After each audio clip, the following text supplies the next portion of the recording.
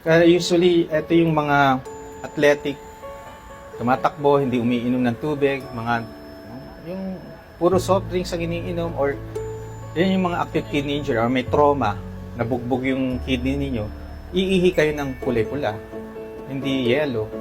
Tapos may protein. Sa umpisa, pag may protein ng ihi, huwag muna kayo mag-isip ng CKD kung normal ang BUN-CREA. Ang number one na cause ng proteinuria is infection. Kung may UTI kayo, may protein ang ihi. Number two, pag dehydrated kayo, may protein pa rin ang ihi. If you do strenuous activity, nagkakaroon din ng protein ang ihi.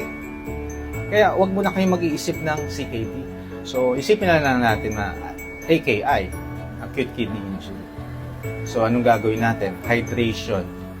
Tinama ba yung hydration nyo? You still do your lifestyle na unhealthy lifestyle?